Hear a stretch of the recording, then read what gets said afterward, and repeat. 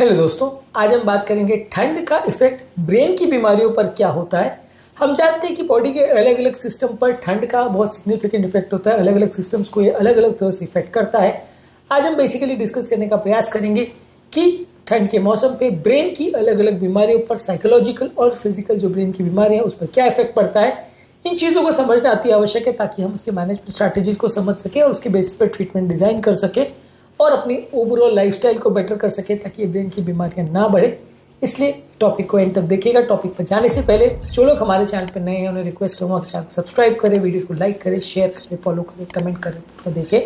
Topic important है, आपको किसी भी और चैनल पर नहीं मिलेगा, एंड तक देखिएगा। चलिए शुरू करते हैं इंपॉर्टेंट वीडियो।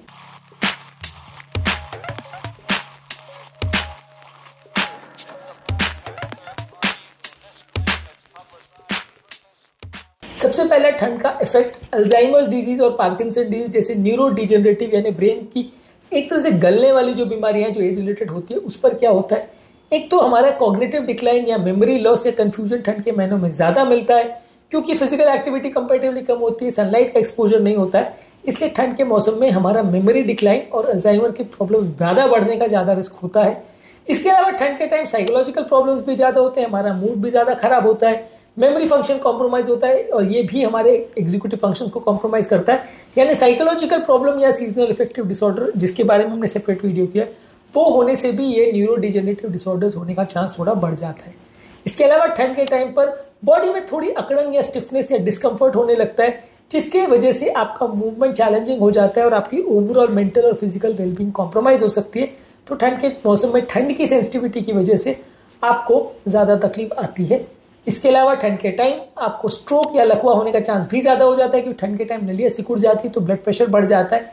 इसके अलावा ब्लड कोलेस्ट्रॉल लेवल्स खाने पीने की वजह से बढ़ जाता है, शुगर लेवल्स बढ़ जाता है खाने पीने के कॉम्प्रोमाइज की वजह से। और इसके अलावा लोगों की एक्सरसाइज कम हो जाती है, ठंड के टाइम लोग बाहर नहीं निकलते, फिजिकल एक्टिविटी कम होने की वजह से इससे लोगों का स्ट्रोक का होने का चांस बढ़ जाता है। और स्ट्रोक होने के बाद भी लोगों की मोबिलिटी कॉम्प्रोमाइज होती है, लोगों का सनलाइट एक्सपोजर कॉम्प्रोमाइज होता है। इसकी वजह से स्ट्रोक का रिकवरी भी कॉम्प्रोमाइज होता है। यदि आपको लकवे का प्रॉब्लम है तो रिकवर होने के चांस भी थोड़े कम हो जाते हैं ठंड के टाइम पे, या स्लो हो जाता है प्रोसेस जैसा कि बाकी मौसम में होता है उसके कंपैरिजन में। इसके अलावा ठंड के टाइम माइग्रेन और हेडेक का प्रॉब्लम ज्यादा होता है। वातावरण के बैरोमेट्रिक प्रेशर चेंज होने की वजह से माइग्रेन के अटैक ज्यादा ट्रिगर हो सकते हैं।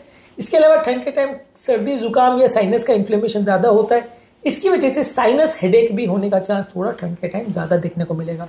मल्टीपल स्क्लेरोसिस की प्रॉब्लम में जो कई लोग को होता है उसमें मसल स्टिफनेस होना, फटीग होना, कमजोरी होना और सोचने समझने की क्षमता चली जाना यानी कॉग्निटिव फॉग होना, ये ज्यादा देखने को मिलता है। इसलिए मल्टीपल स्क्लेरोसिस के सिम्टम्स भी बढ़ जाते हैं।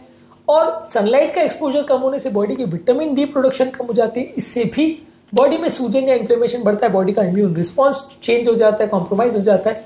इसकी वजह से भी ठंड में थोड़ा ज्यादा प्रॉब्लम देखने को मिलता है। इसके अलावा डिप्रेशन और एंग्जाइटी ज्यादा देखने को मिलता है ठंड के टाइम। सीजनल इफेक्टिव डिसऑर्डर होता है जो कि सनलाइट एक्सपोजर ना होने की वजह से लोगों का मूड, एनर्जी कॉम्प्रोमाइज हो जाता है, ब्रेन का फंक्शन कॉम्प्रोमाइज हो जाता है। इसके अलावा लोगों को ठंड के टाइम थोड़ा चिंता या स्ट्रेस लेवल्स भी ज्यादा होता है जिसकी वजह से एंग्जाइटी का प्रॉब्लम भी जिनको है वो बढ़ सकता है। इसके अलावा अगर मिर्गी की बात करें तो ठंड के टाइम मिर्गी होने का रिस्क भी बढ़ जाता है क्योंकि अलग अलग तरह के इन्फेक्शन जो कि एपिलेप्सी को ट्रिगर कर सकते हैं वो ठंड के टाइम ज्यादा देखने को मिलते हैं। इसकी वजह से अक्सर आपको मेडिसिन को मैनेज करना थोड़ा मुश्किल पड़ता है और कई बार लोगों का डे नाइट रूटीन चेंज होने की वजह से मेडिसिन को रेगुलरली लेना, उसको मैनेज करना भी अक्सर थोड़ा मुश्किल हो जाता है।